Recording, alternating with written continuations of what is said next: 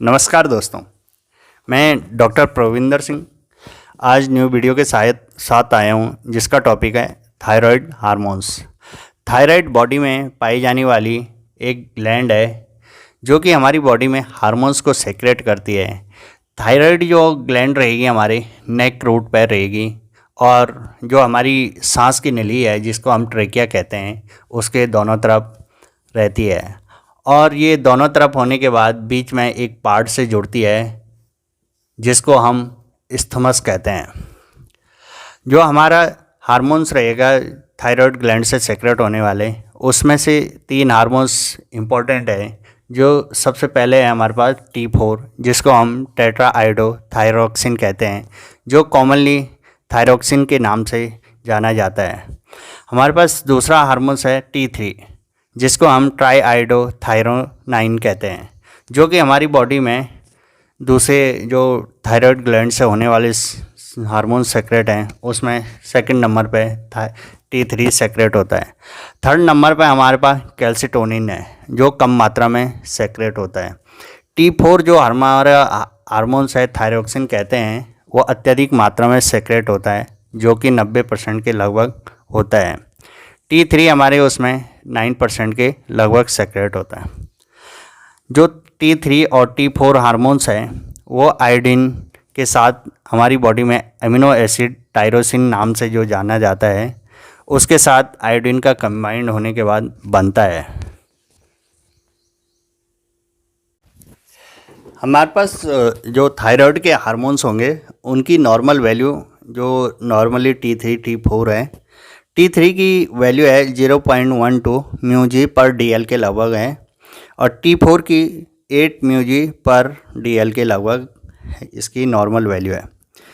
हमारी बॉडी में जो T4 T3 है उनके हाफ टाइम T3 जल्दी डिग्रेड हो जाता है जिसका नॉर्मल अपना हाफ लाइफ है वो 10 से 24 आवर के लगभग है और T4 का 7 डेज़ के लगभग हाफ लाइफ है। हमारा जो T4 हार्मोन्स है वो लंबे टाइम तक एक्ट करता है बॉडी में और जो T3 है वो जल्दी डिग्रेड हो जाता है। अब इसके पीछे का रीज़न ये है कि जो हमारा T4 है वो हमारी जो प्लाज्मा में प्रोटीन्स हैं उनसे बाइंड होने की उसकी कैपेसिटी ज़्यादा होती है, जबकि हमारा जो T3 है वो कम जल्दी बाउंड होता है। इस कारण हमारा जो T3 रहता है वो फ्री स्टेट में ज़्यादा मात्रा में होता है और T4 जो होता है वो बाइंड की स्टेट में होता है। इसलिए T4 कम मात्रा में और आराम से एक्ट करता है। हमारी बॉडी में जो T3 है वो सबसे ज़्यादा एक्ट करता है, इसीलिए जो हमारा T4 है वो से एक आयोडीन की मॉलिक्यूल अलग होने के बाद वो भी T3 में कन्वर्ट हो जाता है, जो कि सेल्स के अंदर सबसे ज़्यादा एक्टिव रहता है। थायराइड हार्मोन्स में हमारा T3 सबसे ज़्यादा एक्टिव होने वाला हार्मोन्स है। हमारा जो थायराइड हार्मोन्स है बॉडी में उसके क्या क्या फंक्शन होंगे। सबसे पहले इम्पोर्टेंट फंक्शन है उसका, ये हमारा जो पहला है कि ये बेसल मेटाबॉलिक रेट बढ़ाएगा, बॉडी में जितनी भी एक्टिविटी होंगी उनका रेट बढ़ाएगा। और सेकंड इम्पोर्टेंट फंक्शन है इसका कि ये हमारी जो बॉडी की ग्रोथ है उसमें हेल्पफुल होगा। अब हम देखेंगे इसके बॉडी के जो न्यूट्रिएंट्स हैं हमारे उन पर क्या क्या इफेक्ट डालता है। सबसे पहले है हमारे पास इम्पोर्टेंट प्रोटीन। ये क्या करता है, थायराइड हार्मोन्स प्रोटीन के प्रोडक्शन को बढ़ाता है। प्रोटीन के प्रोडक्शन को बढ़ाने के लिए ये हमारे जो RNA और DNA की ट्रांसलेशन और ट्रांसक्रिप्शन प्रोसीजर है उसको इंक्रीज़ करता है और ये माइटोकॉन्ड्रिया की एक्टिविटी को इंक्रीज़ करता है, जिससे कि हमारी बॉडी में O2 ऑक्सीजन का जो हमारा यूज होगा वो बढ़ेगा।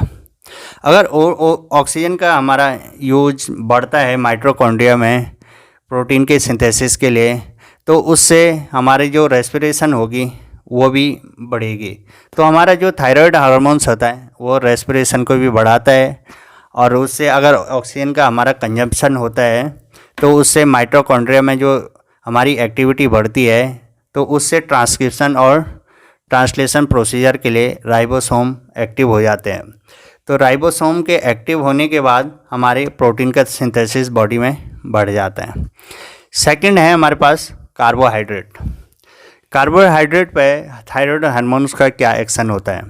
कार्बोहाइड्रेट के एक्शन में हमारी जो बॉडी से जो हमने खाना खाया है उसका एब्जॉर्प्शन हमारा thyroid hormones GIT intestinal part से बढ़ा देता है, और हमारा जो कार्बोहाइड्रेट रहेगा उसके सेल्स के अपटेक को बढ़ाएगा। इससे सेल्स के अंदर ज़्यादा हमारा कार्बोहाइड्रेट जाएगा, जिसमें ग्लूकोज सबसे कॉमन है। फिर थर्ड है हमारा इंक्रीज ग्लाइकोजन डिग्रेडेशन। ये लीवर में एक प्रोसीजर होती है जिसमें ग्लाइकोजन का डिग्रेड होने के बाद हमारे पास ग्लूकोज बनता है, जिससे कि ब्लड में ग्लूकोज का लेवल बढ़ जाता है।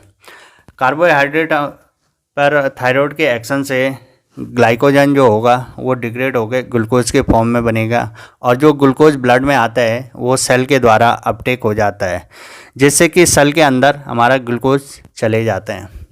थर्ड है हमारे पास फैट का पार्टिकल्स। हमारे जो फैट के पार्टिकल्स होंगे उस पर थायराइड हार्मोन्स का एक्शन ऐसे होगा कि जो हमारे पास फैट है एडिपोज टिश्यू में वो उसका डिग्रेडेशन स्टार्ट होता है, और जो स्टोर होगा वो कम होते जाता है। जब हमारा फैट का स्टोर कम होता है तो उससे बॉडी में फैटी एसिड की मात्रा बढ़ जाती है।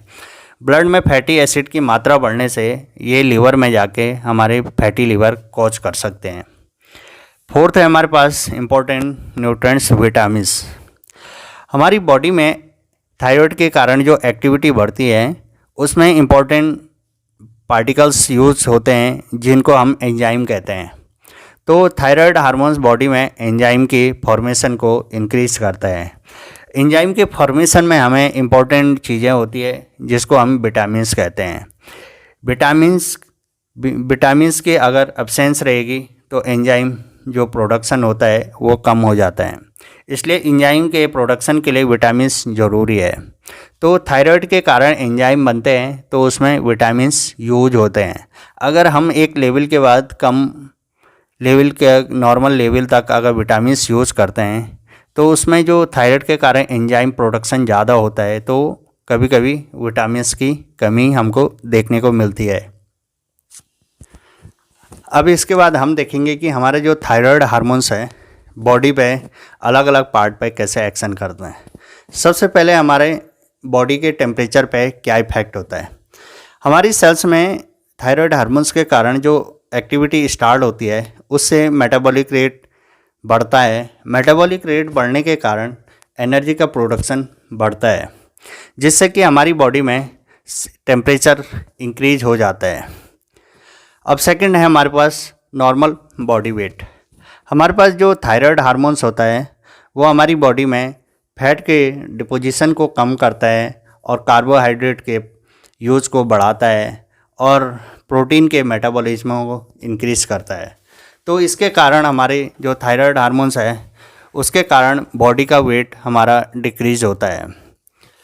थर्ड है हमारे पास हार्ट पे थायराइड हार्मोन से उसका हार्ट रेट बढ़ने लग जाती है एक्टिविटी के कारण, और हमारे जो कॉन्ट्रैक्शन होगा हार्ट का वो बढ़ने लग जाता है।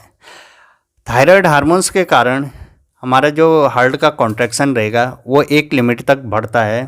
उसके बाद अगर ज़्यादा थायराइड हार्मोन्स का सेक्रेशन होता है तो उसके कारण जो कॉन्ट्रैक्शन होता है वो धीरे धीरे कम होने लग जाता है, जिससे कि कभी कभी फेलियर की कंडीशन भी आ सकती है। फोर्थ है हमारे पास ब्लड वेसल्स। हमारी बॉडी में जो सेल्स में जो रिएक्शन होती है, एक्टिविटी बढ़ती है, उसके कारण हमारे बॉडी में कुछ केमिकल सेक्रेट होते हैं, जिसमें से जैसे नाइट्रिक ऑक्साइड टाइप के जो हमारे बॉडी में जो केमिकल रिलीज होते हैं उससे वैसोडाइलेशन होता है। हमारे पास फिफ्थ है हमारे पास रेस्पिरेटरी सिस्टम में क्या क्या काम करता है। सेल्स की मेटाबॉलिक रेट इंक्रीज होने के कारण उसमें O2 का कंजप्शन बढ़ता है, इसलिए थायराइड हार्मोन्स हमारे रेस्पिरेशन को इंक्रीज करवाता है, जिससे कि O2 की कंटिन्यूस डिमांड बॉडी में बनी रहती है और रेस्पिरेशन के थ्रू ऑक्सीजन अंदर जाता रहता है। हमारे पास नेक्स्ट है JIT system, gastro intestinal tract. हमारी जो आहार नाल है उसमें हमारे कार्बोहाइड्रेट का एब्जॉर्प्शन बढ़ाता है, प्रोटीन का एब्जॉर्प्शन बढ़ाता है और अदर मिनरल्स का एब्जॉर्प्शन बढ़ा देता है। हमारे पास लास्ट है अपना नर्वस सिस्टम। नर्वस सिस्टम पे ब्रेन की सेल्स को हाइपर एक्टिव करता है।